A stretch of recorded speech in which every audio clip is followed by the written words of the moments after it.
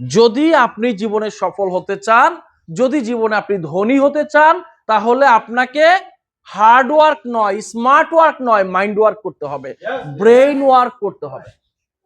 William James একজন পৃথিবী বিখ্যাত দার্শনিক।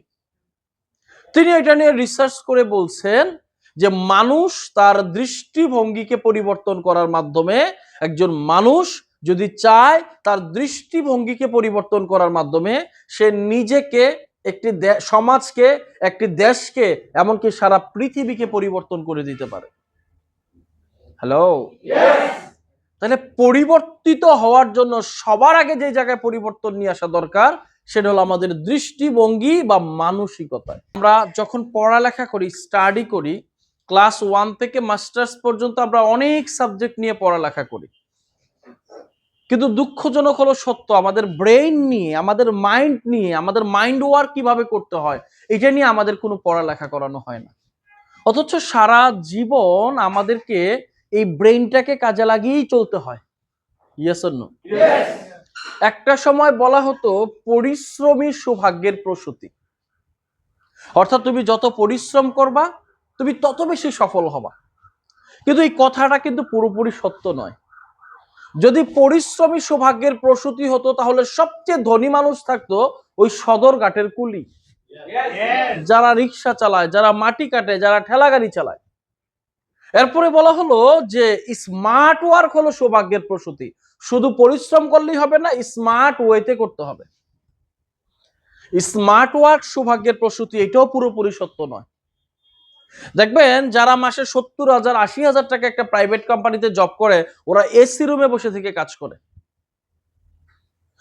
এই 70,000 80,000 1 লাখ টাকা ইনকাম করেও কিন্তু জীবনে ধনী হওয়া যায় না, সফল হওয়া যায় না। তাইলে সৌভাগ্যের প্রসূতিটা আসলে কি? মাইন্ড ওয়ার্ক বা ব্রেইন ওয়ার্কই হলো সৌভাগ্যের প্রসূতি। আজকে আমরা জানবো কিভাবে আমরা মাইন্ড ওয়ার্ক করতে পারি, কিভাবে আমরা ব্রেইন ওয়ার্ক করতে পারি। আমি আমার মাইন্ড, আমার ব্রেইনকে কাজে লাগিয়ে কিভাবে নিজেকে সফলতার সর্বোচ্চ জায়গায় আমি নিয়ে যেতে পারি। তাহলে আমরা কি প্রস্তুত আছি? এই পৃথিবীতে আমরা প্রত্যেকেই সফল হতে চাই, ইয়েস অর নো? কিন্তু আসলে কি সবাই আমরা সফল হতে পারছি? কেন আমরা সফল হতে পারছি না? আজকে যদি আমরা উন্নত বিশ্বের দিকে তাকাই, ইউরোপ, আমেরিকা, জাপান, তারা অনেক বেশি উন্নত। তারা কেন উন্নত আর আমরা কেন অনুন্নত? তাদেরকে কি একজন স্রষ্টা আমাদেরকে আরেকজন স্রষ্টা সৃষ্টি করেছেন? স্রষ্টা তাদেরকে একটা উপাদান, আমাদেরকে আরেকটা উপাদান দিয়ে সৃষ্টি করেছেন?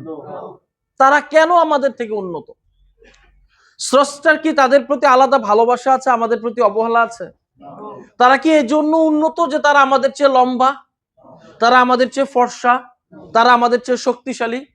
তাহলে তাদের এবং আমাদের মধ্যে পার্থক্য কোথায়? কোন পার্থক্যের কারণে তারা আমাদের চেয়ে উন্নত? এটা নিয়ে বিজ্ঞানীরা অনেক বেশি গবেষণা করেছেন। তারা গবেষণা করে বলছেন একবিংশ শতাব্দীর শ্রেষ্ঠতম আবিষ্কার, দৃষ্টিভঙ্গি পাল্টাও জীবন পাল্টে যাবে। উন্নত বিশ্বের মানুষের সাথে আমাদের পার্থক্যের জায়গা শুধু একটা জায়গায়, সেটা হলো দৃষ্টিভঙ্গি বা চিন্তা ভাবনা। ভাবনার জগতে, চিন্তার জগতে তারা আমাদের চেয়ে উন্নত, এজন্য ব্যক্তি জীবনেও তারা আমাদের চেয়ে উন্নত। তাহলে আজকে আমরা এই ভাবনার জগৎ, চিন্তার জগৎ, এটা নিয়ে আজকে আমরা টোটাল আলোচনার মাধ্যমে শিখব। একবিংশ শতাব্দীর শ্রেষ্ঠতম আবিষ্কার, change your attitude, change your life. আমাদের জীবন পরিবর্তন করার জন্য আমাদের অ্যাটিটিউড বা আমাদের দৃষ্টিভঙ্গিকে কি করতে হবে? চেঞ্জ করতে হবে। এই পৃথিবীতে প্রত্যেকটা মানুষ পরিচালিত হয় তার ব্রেইন দ্বারা। এই ব্রেইনের ক্ষমতা অসীম। মানুষ পরিচালিত হয় ব্রেইন দ্বারা। এই ব্রেইনের কাছে অসম্ভব বলে কিছু নাই। কিন্তু আমার প্রশ্ন হলো, এই ব্রেইন পরিচালিত হয় কি দ্বারা? মানুষ পরিচালিত হয় ব্রেইন দ্বারা। এই ব্রেইনের ক্ষমতা অসীম, কিন্তু ব্রেইন হলো অবুঝ। সত্য মিথ্যার পার্থক্য এই ব্রেইন করতে পারে না। ব্রেইন তাই বিশ্বাস করে যেটাকে আমরা সত্য বলে চিন্তা করি। আমরা যদি একটা ভুল বিষয়কেও সত্য বলে চিন্তা করি, আমাদের ব্রেন সেই ভুলটাকেই সত্য বলে মেনে নেয়। এই পাওয়ারফুল ব্রেন, এই ব্রেন কি দ্বারা পরিচালিত হয়? আমাদের ব্রেন পরিচালিত হয় আমাদের চিন্তা দ্বারা। মানুষ পরিচালিত হয় ব্রেন দ্বারা, ব্রেন পরিচালিত হয় চিন্তা দ্বারা। ব্রেইনের ক্ষমতা অসীম, ব্রেন হলো অবুঝ। আমরা যা চিন্তা করি আমাদের ব্রেন তাকেই সত্য বলে মেনে নেয়। আমাদের জীবনে ব্যর্থ হওয়ার পিছনে সবচেয়ে বড় কারণ, আমরা কিছু ভুল বিষয়কে, কিছু মিথ্যা বিষয়কে, কিছু বিভ্রান্তিকে আমরা সত্য বলে মেনে নিয়েছি। আমাদের চিন্তায় আমরা ভুলটাকেই মনে করেছি সত্য, আর আমাদের ব্রেন ওই ভুলটাকেই সত্য বলে মেনে নিয়েছে। আমাদের ব্রেন কিভাবে চিন্তা দ্বারা প্রভাবিত, আমি কিছু এক্সাম্পলের মাধ্যমে ক্লিয়ার করব বিষয়টা। এই পাওয়ারফুল ব্রেন কিভাবে চিন্তা দ্বারা পরিচালিত হয়, আমি কিছু এক্সাম্পলের মাধ্যমে বিষয়টা এখন ক্লিয়ার করব। আমি একটা মুসলিম পরিবারে জন্ম নিয়েছি। আমি জন্মের পর থেকে দেখেছি আমার বাবা মা সকালবেলা ঘুম থেকে উঠে অজু করে নামাজ পড়ে। আমাকে শেখানো হয়েছে এটা ইসলাম ধর্ম, এটা সৃষ্টিকর্তার মনোনীত ধর্ম, এটাই সর্বশ্রেষ্ঠ ধর্ম। হযরত মুহাম্মদ সাল্লাল্লাহু আলাইহি সাল্লাম আল্লাহর রাসূল, তিনি সর্বকালের সর্বশ্রেষ্ঠ মহামানব। আমি ছোটবেলা থেকে এই চিন্তা ভাবনা নিয়ে বেড়ে উঠি। আমার ব্রেন এটাকে সত্য বলে মেনে নেয়। কেউ যদি আমাকে প্রশ্ন করে কোন ধর্মটা শ্রেষ্ঠ ধর্ম, আমি বলি ইসলাম ধর্মই শ্রেষ্ঠ ধর্ম। Yes or no? যেই ছেলে হিন্দু পরিবারে জন্ম নিয়েছে, সে জন্মের পর থেকে দেখতেছে তার বাবা মা সকালবেলা ঘুম থেকে উঠে মন্দিরে যায়, পূজা দেয়, উলু উলু দেয়। তাকে শেখানো হয়েছে এটা হলো হিন্দু ধর্ম। এই ধর্মটাকে বলা হয় সনাতন ধর্ম, এটা সবচেয়ে আদি ধর্ম।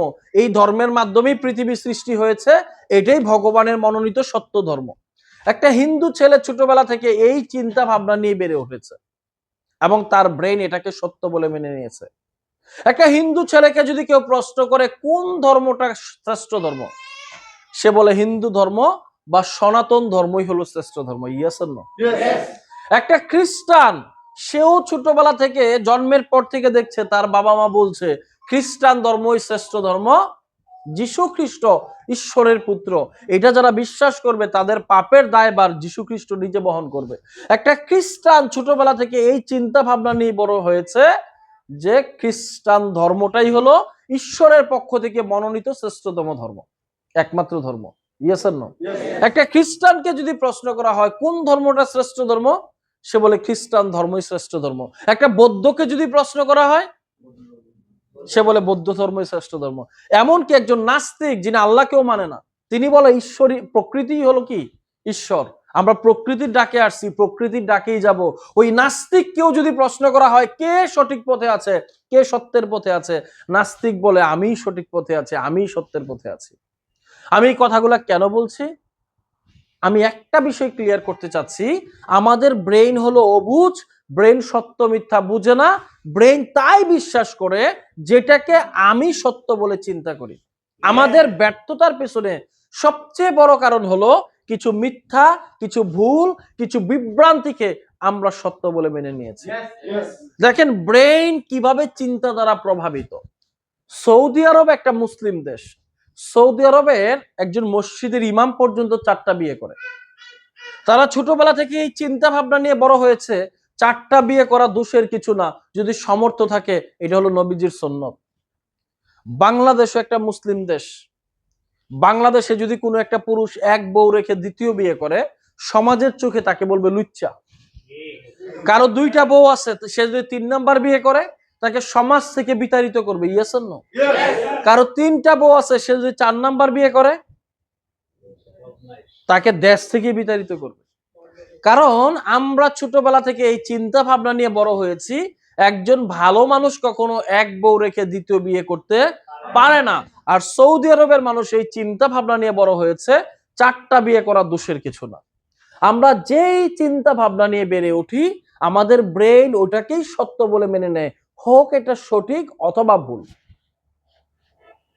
সৌদি আরবের একটা মেয়ে এই চিন্তা ভাবনা নিয়ে বড় হয়েছে যে 4টা বিয়ে করা আমার স্বামীর জন্য হক, এটা তার অধিকার।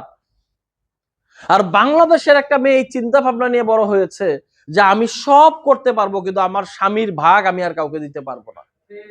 আমরা যেই চিন্তা ভাবনা নিয়ে বেড়ে উঠি, আমাদের ব্রেইন এটাকেই সত্য বলে মেনে নেয়, হোক এটা সঠিক অথবা এটা ভুল। হ্যালো, সৌদি আরবের একটা মেয়ে চিন্তা ভাবনা নিয়ে বেড়ে উঠেছে যে একটা ভালো মেয়ে কখনো পর্দা ছাড়া, বোরখা ছাড়া বাসা থেকে বের হইতে পারে না। আর আমেরিকার একটা মেয়ে চিন্তা ভাবনা নিয়ে বেড়ে উঠেছে যে যারা বোরখা পরে বের হয় তারা হলো জঙ্গি। আমরা যেই চিন্তা ভাবনা নিয়ে বেড়ে উঠি, আমাদের ব্রেইন এটাকেই সত্য বলে মেনে নেয়। আমি কথাগুলো কেন বলছি, এতগুলো এক্সাম্পল আমি কেন দিচ্ছি? আমাদের ব্যর্থতার পিছনে সবচেয়ে বড় কারণ হলো আমাদের কিছু ভ্রান্ত বিশ্বাস, ভ্রান্ত চিন্তা ভাবনা। ঢাকা ইউনিভার্সিটির একজন স্টুডেন্টকে যদি প্রশ্ন করা হয় পড়ালেখা শেষ করে আপনার স্বপ্ন কি, বলে ভালো একটা জব করা। জগন্নাথ ইউনিভার্সিটির একটা ছেলেকে যদি প্রশ্ন করা হয় পড়ালেখা শেষ করে আপনার স্বপ্ন কি, ভালো একটা জব করা।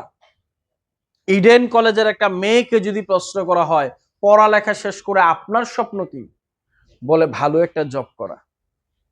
এই সিদ্ধেশ্বরী কলেজের কোনো ছেলেকে যদি প্রশ্ন করা হয় পড়ালেখা শেষ করে আপনার স্বপ্ন কি, ভালো একটা জব করা। এবার ঢাকা ইউনিভার্সিটির ছেলেটাকে যদি আবারও প্রশ্ন করা হয় বাংলাদেশে যদি 100 জন ধনী ব্যক্তির নামের তালিকা করতে বলা হয় কতজন পাওয়া যাবে চাকরিজীবী, বলে একজনও নাই। যদি বাংলাদেশে 1000 ধনী ব্যক্তির নামের তালিকা করতে বলা হয় কতজন পাওয়া যাবে চাকরিজীবী, একজনও নাই। যদি বাংলাদেশে 10,000 ধনী ব্যক্তির নামের তালিকা করতে বলা হয় কতজন পাওয়া যাবে চাকরিজীবী, একজনও নাই। ওই 10,000 ধনী ব্যক্তির নামের তালিকায় যারা, তারা কারা, বলে তারা তো উদ্যোক্তা, তারা কাজ করে না, তারা কাজ করায়। তাহলে আপনি ঢাকা ইউনিভার্সিটির স্টুডেন্ট হয়ে উদ্যোক্তা হওয়ার স্বপ্ন দেখেন না কেন, বলে ভাই আমি এত কিছু জানি না, আমার একটাই স্বপ্ন ভালো একটা জব করা। আমরা ছোটবেলা থেকে যেই চিন্তা ভাবনা নিয়ে বেড়ে উঠি আমাদের ব্রেন সেটাকেই সত্য বলে মেনে নেয়। যদি আবারও প্রশ্ন করা হয় ঢাকা শহরে যে এত মানুষ পার্সোনাল গাড়ি মেনটেন করে কত পার্সেন্ট গাড়ির মালিক আছে চাকরিজীবী, বলবে 1 থেকে 2%। বাকি 98% কারা, বলে তারা তো উদ্যোক্তা, তারা কাজ করে না, তারা কাজ করায়। তাহলে আপনি কেন উদ্যোক্তা হওয়ার স্বপ্ন দেখছেন না, বলে ভাই আমি এত কিছু জানি না, আমার একটাই স্বপ্ন ভালো একটা জব করা। ঢাকা শহরে যে এত বড় বড় বিল্ডিং, এই বিল্ডিং এর মালিক কত পার্সেন্ট চাকরিজীবী, 1 থেকে 2%। 98% কারা, তারা উদ্যোক্তা, তারা ব্যবসায়ী, তারা কাজ করে না, তারা কাজ করায়। তাহলে আপনি কেন উদ্যোক্তা হওয়ার স্বপ্ন দেখছেন না, বলে ভাই আমি এত কিছু জানি না, আমার একটাই স্বপ্ন ভালো একটা। এই যে ছোটবেলা থেকে আমরা একটা ভুল বিশ্বাস, ভুল চিন্তা ভাবনা নিয়ে বেড়ে উঠেছি, পড়ালেখা করার মূল উদ্দেশ্য হলো চাকরি করা, এই ভুল চিন্তাটাকেই আমাদের পাওয়ারফুল ব্রেন সত্য বলে মেনে নিয়েছে। কারণ ব্রেন হলো অবুঝ, সে সত্য মিথ্যা বুঝতে পারে না। পড়ালেখা করার মূল উদ্দেশ্য ভালো জব করা নয়, পড়ালেখা করার মূল উদ্দেশ্য নিজের মেধাকে বিকশিত করা, নিজের মেধাকে কাজে লাগিয়ে নিজেকে সফলতার সর্বোচ্চ জায়গায় নিয়ে যাওয়া। Yes or no? অথচ আমাদেরকে শেখানো হয়েছে একটা ভুল বিষয়, একটা বিভ্রান্তিকর বিষয়। এখন ব্রেন তো অবুঝ, তাহলে আমাদের ব্যর্থতার পিছনে সবচেয়ে বড় কারণ হলো আমাদের ভুল বিশ্বাস বা ভুল চিন্তা ভাবনা। Yes or no?